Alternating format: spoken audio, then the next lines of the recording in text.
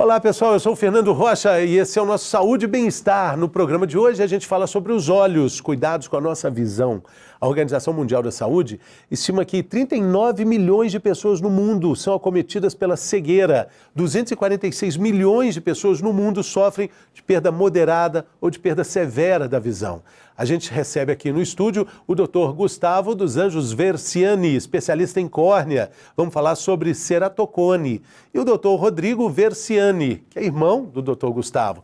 O Dr. Rodrigo é diretor clínico do Neo Hospital e vai falar sobre retinopatia diabética. Eles vão falar sobre essas duas doenças para a gente esclarecer dúvidas importantes e também entender a melhor forma da gente cuidar da nossa visão. Claro, temos o quadro Mitos e Verdades. A gente vai falar sobre mitos e verdades relacionados à retinopatia diabética. Todo diabético precisa entender essas informações. Tá começando o Saúde e Bem-Estar.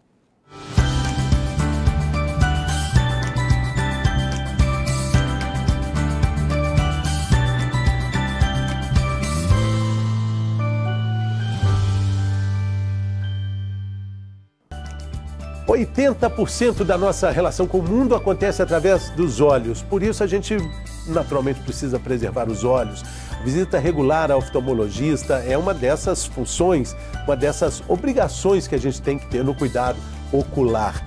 E a gente fala também do ceratocone, que acomete cerca de 150 mil pessoas por ano no Brasil. É um número muito alto. Para falar sobre esse assunto, quem está aqui conosco é o Dr. Gustavo dos Anjos Versiani, especialista em córnea, especialista também em ceratocone. Bem-vindo, doutor. Obrigado. Bom dia. Olá, tudo bem, Fernando? A alegria imensa receber aqui um representante de Varginha, ali na região metropolitana de Eloy Mendes, né, doutor? Zona rural. É, a Mutuca, o Abacaxi, né? Enfim, cidades queridíssimas, Eloy Mendes e Varginha. Doutor, bem-vindo, viu? Obrigado, prazer. Alegria nossa. Vamos falar de ceratocone. O que vem a ser? Existe muita familiaridade quando a gente fala de alguns problemas ligados à visão, a gente fala de catarata, fala de glaucoma, mas o ceratocone não está muito não está dentro desses temas populares, né? Hoje cada vez mais popular, né? Graças a Deus a gente tem conseguido fazer mais diagnósticos e alertar mais a população. O ceratocone ele ocorre na córnea, né? Onde é a córnea? A córnea é como se fosse esse vidrinho do relógio do olho, né? A gente fazendo esse comparativo com o relógio. É uma lente natural que a gente tem, né? Ela fica em cima da íris aqui. Então, igual uma lente de óculos, para a gente enxergar bem, ela tem que ter, né, uma espessura adequada, uma organização muito bem adequada para a gente conseguir enxergar muito bem, né? Para esses raios ser refratados na nossa retina. Por diversos motivos que nós vamos esclarecer, no ceratocone essa córnea ela começa a afinar e encurvar, né? Então ela distorce muito, é uma córnea deformada. Então esse é o ceratocone, né? O ceratocone ele vem do grego, de keratoconos, querato de córnea e conos, a forma de cone da nossa córnea. Né? E a córnea é o que a gente pode doar quando parte dessa vida. Sim, e devemos doar, né? É o transplante mais realizado no mundo, né? A gente tem um benefício da córnea de ser um tecido avascular. Então a chance de rejeição nessa córnea, a compatibilidade, a gente não tem tanta necessidade igual os outros órgãos, né? Por isso é o tecido que a gente faz mais transplante em todo o mundo. Então a gente deve ser doador, com certeza. E a doação de córnea pode ser também uma forma de aliviar o problema de ceratocone de outras pessoas? Sim, né? Hoje é o tratamento final, né? Que a gente tenta evitar ao máximo, mas também é uma ótima opção naqueles casos mais avançados. Para a gente entender melhor, quais são os principais sintomas da ceratocone? O ceratocone, na verdade, ele chega a ser uma doença silenciosa no início, né? Por isso a gente conversar muito da rotina oftalmológica. Primeiro a gente tem que entender que ela acontece muito no jovem, começa muito no adolescente, no adulto jovem, que muitas vezes não procurou um oftalmologista ainda. E os sintomas principais é o embaçamento e distorção visual, progressivo. Então aquele paciente que ele está notando que a visão ela vem piorando, vai ficando distorcida, a visão à noite ela é pior, ou aquele paciente que está trocando de óculos muito frequentemente. A irritação com luz, que a gente chama de fotofobia, pela distorção visual, também é muito comum. A vista cansada, o cansaço visual no final do dia. E hoje muito relacionado com o ceratocone, que a gente sabe, a alergia, coceira ocular, né? Acho que mais de 90% dos pacientes que a gente vê no consultório no dia a dia, eles têm essa relação, né, da coceira ocular com o ceratocone. Porque outro dia eu estava vendo uma imagem que é impressionante do olho sendo coçado, como ele é agredido, como essa massa é amassada, como essa sensibilidade toda ali. O senhor já deve ter visto isso, mas faz pensar milhões de vezes antes de coçar o olho, mas só que a gente coça sem pensar, né? Exatamente. Hoje a gente está no mês de junho, né, que a gente chama uma campanha que foi criada pelo nosso saudoso Renato Ambrosio do Rio de Janeiro, um oftalmologista que faz muito estudo em cima disso. E o que a gente mais sabe entre os oftalmologistas, os especialistas, em consenso, que coçar os olhos é um dos fatores principais de risco de aparecimento e de piora do ceratocone, né? Então, assim, essa campanha do Junho Violeta, ela bate realmente em cima disso, da prevenção do coçar os olhos, né? A gente não pode coçar os olhos de forma alguma. E realmente o coçar os olhos nessas imagens, né? A gente já viu tomografias que liberaram nas redes sociais, e realmente é um trauma mecânico muito grande, muito agressivo na córnea, né? Isso acaba gerando essas microlesões na córnea, fazendo ela afinar e encurvar. E nós não estamos falando nem da questão de micróbios, vírus, bactérias, né? Que também é uma porta de entrada, né? Hoje a gente sabe aí com a pandemia, né, como que a gente consegue contaminar, né, com a mão, no rosto, nos olhos. Então a gente tem que evitar muito, né, com certeza. Agora, doutor, tem algum tipo de coceira que é mais branda? Tem uma forma de cutucar com mais elegância, ou todas elas são condenadas? Todas elas são condenadas, né? Mas com certeza a pior é aquela mais agressiva, que a gente coça diretamente na córnea, né? Alguns pacientes eles têm muita irritação no canto dos olhos, né? Esse tipo de coçar é menos pior, mas a gente tem que evitar, com certeza, né? O principal é o controle da alergia e da coceira ocular. E aquela imagem também de deslocamento de retina, descolamento de retina, isso aí estou me lembrando também da bolada do tostão, né? Se coçar é tão agressivo, imagina tomar uma bolada. Exatamente, né? Isso a gente pode ter lesão em todo o globo ocular, né? Claro que a córnea, como é o nosso vidro da frente do olho, né, a superfície mais anterior, ela sofre mais. Mas qualquer trauma mecânico que a gente tiver nos olhos, como o olho é um órgão, né, totalmente fechado, essas forças elas distribuem. Então ela pode gerar lesão em qualquer parte do globo ocular, né? Proteger o olho é fundamental. Doutor, nosso suíte lá, nosso comando aqui da direção aqui de TV, uma pergunta muito importante. Como é que tira o cisco do olho, então, doutor? Mas aí não dá para segurar. Mas aí a gente tira de forma correta, né? Pelo menos no ambulatório, no consultório. Doutor, vou no médico para tirar cisco do olho? Não vai dar. Sim, sempre que você tiver os sintomas, né, de corpo estranho ocular, o ideal é a gente fazer uma lavagem abundante com soro fisiológico, né? Claro que a gente não deve tentar com a própria mão ou qualquer, né, tem gente que pega até pinça, alguma coisa, para tentar tirar manualmente. A gente tem que tomar muito cuidado, porque senão você pode gerar lesão nesse olho, né? A gente já teve casos aí de córneas perfuradas de pessoas tentando tirar o corpo estranho. Sim, com instrumentos em casa. Mas né? Às vezes o olho coça, né?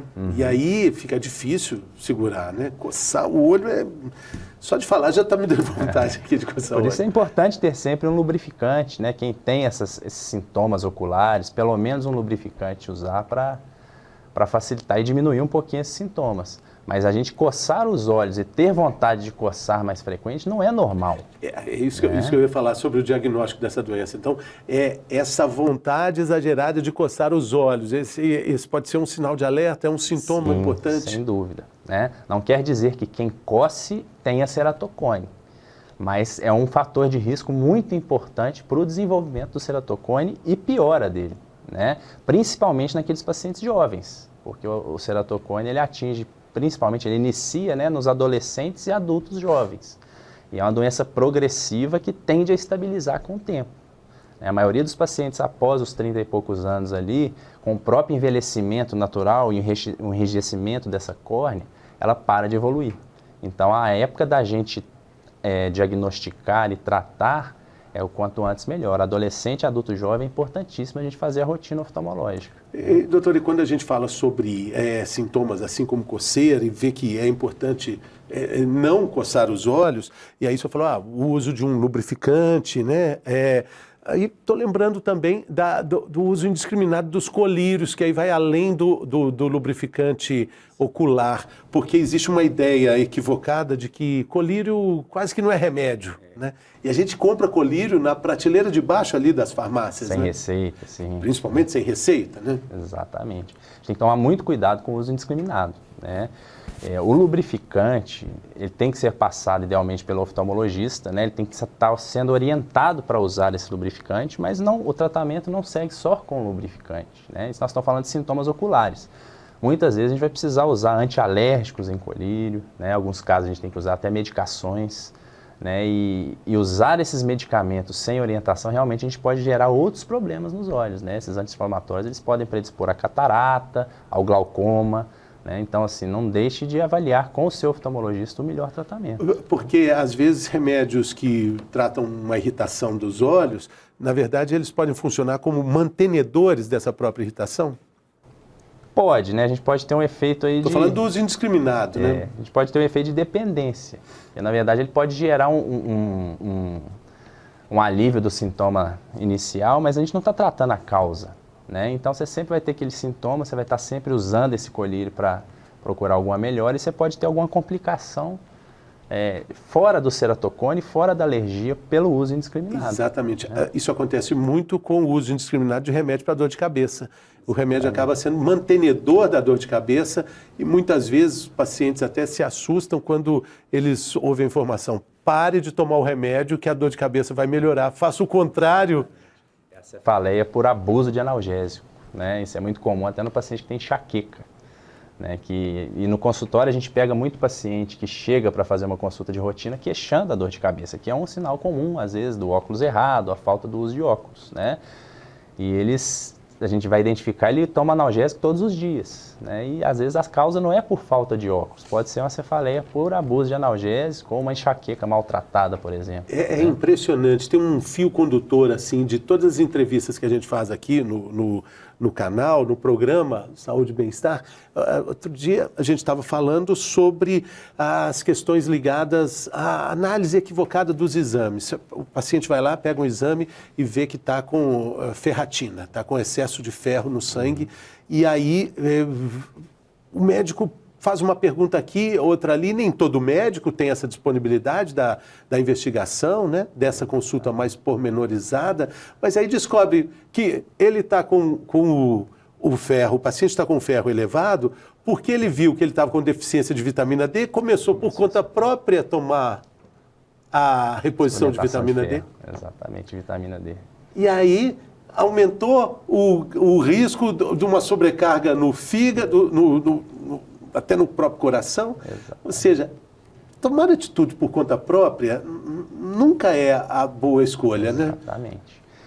Isso qualquer área. Né? A gente tem que tomar muito cuidado e fazer a rotina de cuidado ali, a manutenção, os exames de rotina, mas com um profissional adequado. O oftalmologista recebe uma consulta de uma paciente que tem muita dor de cabeça e quer mudar o grau de óculos. A investigação. O que você faz para tratar a dor de cabeça? Toma um remédio. Exatamente. Talvez seja esse o problema e não o óculos, né, doutor? É um paciente que a gente tem que trabalhar de forma multidisciplinar, né? A gente faz todo o tratamento adequado oftalmológico com ele, mas ele precisa passar com um colega neurologista, né? Para tratar esse abuso de analgésico e essa causa específica de cefaleia, de dor de cabeça. Né? Agora, a evolução do ceracotone, ela é rápida, ela varia, ela tem graduações? Ela varia, ela tem graduações, né? A gente sabe que é uma doença multifatorial. A gente vê que tem estudos sobre o ceratocone aí há em torno de 200 anos já, os primeiros estudos. Né? Mas isso evoluiu muito agora com a tecnologia, que a gente consegue identificar melhor. Então, os diagnósticos eles aumentaram muito nos últimos anos, mas também a gente tem mais tecnologia. A gente não sabe se existem mais casos agora ou porque a gente faz mais diagnóstico. Né? E ela tem divisão de graduação. Né? Tem o ceratocone leve, o moderado e o grave. E esse paciente que teve o diagnóstico ali na adolescente, quanto mais novo ele é, a chance dele evoluir de forma mais significativa, mais agressiva é maior. Então, quanto mais precoce o diagnóstico dele, mais a gente tem que aproximar, mais a gente tem que acompanhar ele de perto, porque a chance dele evoluir de forma pior é maior, né? E muitas vezes esse paciente no início do ceratocone, igual a gente conversou, ele é assintomático. Até porque nós estamos falando de adolescente, às vezes crianças mesmo. Hoje a gente tem pegado pacientes de 6, 7 anos já começando um quadro de ceratocone. É um paciente às vezes que nunca fez exame de vista, ele não sabe o que é enxergar bem, né? E é um quadro que é muito assimétrico muitas vezes. Então, assim, a grande maioria das vezes a gente tem um olho pior do que o outro. Então, o olho que é melhor, ele acaba compensando. A criança, ela não sabe falar com os pais, ó, esse olho meu está ruim, ele está embaçado, né? Por isso, a gente precisa levar sempre para consulta oftalmológica. E aí fica difícil até também falar sobre uma forma específica de prevenção, né? Porque ela é muito globalizada, né? É muito, assim, é multifatorial. A gente sabe que tem os fatores genéticos envolvidos, mas no nosso dia a dia a gente só consegue identificar 10% dos pacientes que têm história na família, né? Então não são somente eles que têm que fazer a prevenção, todo mundo tem que fazer uma consulta pelo menos uma vez por ano para a gente ver se está tudo bem, né? Mas aquele paciente que tem história na família de ceratocone, os pais têm, o irmão, a chance dele ter é maior, né? E dele ter um ceratocone de forma mais agressiva também. Então, a gente sabe que existe essa genética, mas hoje a gente conhece muito dos fatores ambientais que a gente chama. E o que é mais conhecido, que a gente tem que bater em cima no sentido de prevenção, é realmente a coceira, né? Aqueles pacientes que têm muita rinite alérgica, né? A gente tem uma inflamação da mucosa do nariz e ela tem conjunto com o olho, né? A própria lágrima ela vai embora por dentro do olho. Então é muito comum quando o paciente está em crise de rinite, né, que ele espirra, ele coça o nariz, você pode observar que ele está coçando o olho também. É verdade. Né? Então, assim, esse é muito frequente no nosso consultório. A gente tem que tomar muito cuidado com a coceira ocular mesmo. Lembrando que, né, só repetindo essa informação, esse cuidado, ele vai além até do entendimento de que os olhos são também porta de entrada para problemas, né, como o Covid, sim, como algumas doenças que vão aparecer ali nessa oportunidade. Mas, além disso, a questão é física mesmo, né, doutor? Exatamente. É uma questão ambiental e física de trauma diretamente nos olhos, né? Então, o paciente, às vezes, ele não tem genética nenhuma, a gente não conhece nenhuma predisposição para o ceratocone, mas por ele coçar, ele acaba desenvolvendo. No dia a dia, assim, o senhor já viu, assim, alguma situação que o senhor quase foi lá falar, tipo, tá num restaurante, tá na vida de todo dia, alguém coçando o olho, o senhor chega e se aproxima, não faça esse pecado. Com pessoas que a gente não conhece, não, mas a gente observa, né? Hoje, nossa visão é para isso. A gente está em algum lugar, vê coçando, a gente fala, meu Deus do céu, né? Mas conhecidos a gente sempre fala, né? É engraçado que com o paciente mesmo, às vezes ele sentado com o pai e mãe conversando, quando a gente pergunta, você tem coçado os olhos? Você sente vontade de coçar? Não. E no meio da conversa, da anamnese ali, a gente vê que ele põe a mão no olho e ele coça, né? Então, às vezes a gente nem percebe que está coçando. Isso é muito importante a gente começar a observar, os pais observarem as crianças. Né? E a gente já viu aqui que não tem redução de danos para evitar a coceira. Tipo assim, coça de levinho, não. É evitar ao máximo. Qualquer coçadinha já está condenada. E aí, quando a gente fala de tratamento, a gente entra no cross-linking. O cross-linking é um dos tipos de tratamento, né?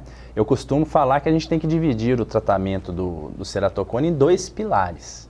Um é garantir a melhor visão possível para o paciente e o segundo é acompanhar e evitar a progressão da doença, né?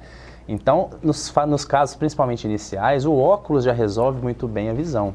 Mas a gente sabe que quanto mais esse ceratocone evolui, menos o óculos faz efeito, porque a córnea está muito deformada, né? Então, hoje existe uma gama de lentes de contato especiais, as lentes rígidas, né? E quando a gente fala lente rígida, não precisa ficar com medo dela, não é vidro, né? São acrílicos, que em contato com a córnea irregular, ela consegue corrigir muito bem a visão, né? Então, a gente está falando dos 2 principais tipos de tratamento visual, né? Aqueles pacientes que não têm boa visão de óculos e não adaptam de lente, eu preciso fazer alguma coisa para melhorar a visão desse paciente. Hoje existe um implante de anéis intraestromais, que são pequenos segmentos que a gente implanta dentro da espessura do estroma da córnea, né? Fazendo uma analogia, a gente tem uma córnea pontuda, né, a gente põe os segmentos em volta dessa ponta de forma que ela vai regularizar mais essa córnea. Então é um procedimento que a gente faz na tentativa de regularizar mais essa córnea e, consequentemente, ganhar visão. Muitos pacientes colocando o anel já atingem uma visão excelente, mesmo de óculos, ou talvez usando uma lente mais simples, ou melhora essa adaptação com a lente de contato. Mas esses três, né, que a gente falou, tanto do anel, a lente e o óculos, eles não estabilizam o problema. O anel, a gente está vendo agora nos estudos que ele realmente tem um efeito secundário de ajudar com o tecido extra na córnea a segurar o ceratocone, mas não é a principal indicação. Aqueles pacientes que nós estamos seguindo, né, estamos monitorando ele de tempos em tempos, fazendo os exames, estamos vendo que eles estão piorando, esse ceratocone ele está progredindo, aí sim a gente tem uma ótima indicação para o crosslinking, que é um procedimento que a gente faz na tentativa de enrijecer, fortalecer essas ligações dos colágenos da córnea para ela, né, em 90% dos casos a gente consegue estabilizar esse problema, ela para de afinar e para de encurvar. Né? E como é que ele acontece, fisicamente falando ali? Um atrito físico ali que o crosslinking? O crosslinking a gente faz, é um procedimento que a gente faz em bloco cirúrgico, né, um pequeno procedimento, que a gente instila riboflavina B, né, nessa córnea, e depois a gente faz uma radiação de ultravioleta, luz azul na córnea, que ela faz ela faz uma reação com essa vitamina B e fortalece, né, essas coligações do colágeno da córnea. Dói? Do procedimento não, é tranquilo, mas a recuperação nos primeiros dias incomoda um pouquinho, porque a gente tem que tirar o epitélio da córnea, que é a parte mais superficial. Então isso expõe um pouquinho as terminações nervosas da córnea, e a córnea é a parte mais sensível do corpo, né? A gente sabe que ela é 400 vezes mais sensível do que a pele. Então, nos primeiros dias arranha, lacrimeja um pouquinho, mas assim, nada de outro mundo, a gente consegue segurar com colírios, analgésicos. Como disse um famoso oftalmologista aqui, dói menos que dentista, né? Que é dentista. Aí ficou fácil, né, doutor? Dói menos, oftalmologista, vou querer concorrer com o dentista. Não... Agora o dentista vai falar que dói menos que o oftalmologista. Nossa, também. Aí sim, aí já é evolução. Acho que aí só na vida em Marte, talvez, chegou o dia que o dentista vai falar assim, ó, vai doer menos que o oftalmologista, né? Aí fica complicado, né? Agora, esse tratamento, ele é muito sofisticado, ele está disponível em largo acesso ainda, ou ele ainda é muito restrito? Sim. Hoje a gente tem o crosslink na maioria dos grandes centros, né? A gente consegue fazer um tratamento e é um tratamento relativamente assim, técnico, ele é relativamente simples, né? O que ele tem que ser é muito bem indicado, né, pelo oftalmologista. E hoje não é todos os casos que a gente consegue fazer o crosslink. Quando a gente já pega casos muito avançados, né, a gente já está correndo atrás do prejuízo. Então, às vezes, a gente não consegue fazer o crosslink pela espessura da córnea, já ser muito fina, né? Isso pode gerar maiores complicações no futuro. Então, o ideal do crosslink mesmo é aquele paciente que a gente pegou ele logo no início e identificou que ele vem piorando, né? Por isso a importância do diagnóstico precoce. Essa é a principal indicação do crosslink, sem dúvida. Sim. E aí, no ponto extremo, chega o transplante de córnea. O nosso ponto é aqueles casos que a gente não consegue fazer nenhum outro tipo de tratamento, né? Aquele paciente que já evoluiu demais, às vezes já tem uma cicatriz na córnea que não permite ele enxergar, principalmente nesses casos que já não adaptam com lente, que já tem essa grande opacidade de meios, aí a gente lança a mão do transplante, que também é uma ótima opção. A gente tem que tomar muito cuidado, a gente recebe muito, como especialista de córnea, às vezes pacientes que tiveram diagnóstico no interior, né? E são pacientes jovens, às vezes 8, 9 anos de idade, que chegam no consultório assim, você vê pela cara de assustada do pai, da mãe, o menininho chega assustado, que teve diagnóstico recente, aí vai para a internet, vai procurar, né? Estão achando que vai ficar cego. Também não é assim, né? Hoje tem muita coisa para tratar. É raro o ceratocone gerar cegueira mesmo. É muito diferente a cegueira, que é perda de visão por completo, a gente não conseguir reverter, com a perda visual. Então a gente pode ter uma perda visual grave, mas na grande maioria das vezes a gente reverte essa perda, né, para tentar pelo menos uma visão de qualidade para esse paciente, do que a cegueira totalmente dita. A cegueira a gente vai falar no próximo bloco com o Dr. Rodrigo, vamos falar de retinopatia. Aí sim, é um assunto seríssimo, mas como doenças acabam sendo combinadas entre si, quando aparece também o caso de diabetes com ceratocone, a situação fica ainda pior? né? Porque a gente tem um problema na parte anterior do olho, que é a córnea, né? Com a parte lá no motorzinho do olho, que é a retina, que é a parte mais interna, né? Então, são duas coisas que não tem tanta relação, né? O paciente diabético, por si só, ele não vai piorar o seu ceratocone, isso não é comprovado, mas ele tem um fator a mais para ter piora de visão, mais distorção visual, né? Então, a gente tem que tratar dois fatores graves. Porque é um mecanismo muito simples, mas absurdamente complexo ao mesmo tempo, né, doutor? Que está ali, vários fatores estão trabalhando juntos ali para dar problema, um está ligado com o outro. Exatamente. O olho ele tem várias estruturas e todas trabalham juntas, né? A gente tem que estar, fazendo analogia a uma máquina fotográfica, tudo tem que estar funcionando perfeitamente para a gente convergir os raios na retina e a retina receber essa informação para mandar para o nosso cérebro, né? Então, qualquer problema nesse caminho, nós vamos ter deficiência visual. E com relação à busca de tratamentos, de informação mais detalhada, o senhor falou assim, Junho Violeta. Junho Violeta, o mês de prevenção ao ceracotone, né? Ceracotone. Mas existem também, assim como em outros problemas, glaucoma, catarata, como multirões, existe também uma iniciativa para que esse tratamento seja ampliado, que tenha mais informação à população? Sim, hoje os hospitais, né, eles fazem as próprias campanhas, né? Nós mesmos, a gente tem 2 eventos essa semana de alerta aos pacientes ao ceratocone, né? E existem mutirões de tratamento, né, de consulta principalmente para identificar esses pacientes jovens com ceratocone, principalmente nos serviços públicos. Sim, existe, né? E esse mês de junho, já tem uns 4, 5 anos que iniciamos essa campanha no todo o Brasil e está fazendo um efeito grande. Pelo menos a população está conhecendo a doença, né? Igual você falou, era uma doença que a gente não falava muito dela. É uma doença grave porque ela atinge o jovem, né? Então você imagina um paciente já com ceratocone grave, de 9, 10, 11 anos de idade, que ele vai ter essa doença pelo resto da vida, né? Então, a gente vê estudos mesmos que o psicológico desse paciente ele é muito afetado. Então, muitos pacientes que já chegam com ceratocone avançado e jovens, eles são mais introvertidos, eles chegam no consultório de cabeça baixa, tem baixo rendimento na escola, né? Isso é complicado, então a gente tem que ter... Porque ele não consegue também estar enxergando mal, né? Acaba enxergando mal. Isso influencia em todas as atividades dele. E tem outro detalhe que eu não sei se o senhor pode me confirmar, muitas vezes o paciente, por ser jovem, às vezes ele nem usa óculos, né? Exatamente. Então esse cuidado com a visão, ele fica um pouco relegado ali. Se ele não usa óculos, então não tem essa necessidade, mas é uma doença que pode atingir exatamente as pessoas que não usam óculos. Pode atingir todo mundo, né?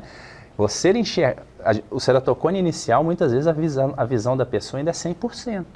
Mas quando a gente vai fazer o exame e a gente identifica que essa córnea já tem essa fragilidade, já tem um encurvamento inferior, mas o eixo de visão dele ainda é bom. Então é esses casos que é o principal da gente tratar, né? Para a gente evitar que ela piore, para não correr atrás do prejuízo depois.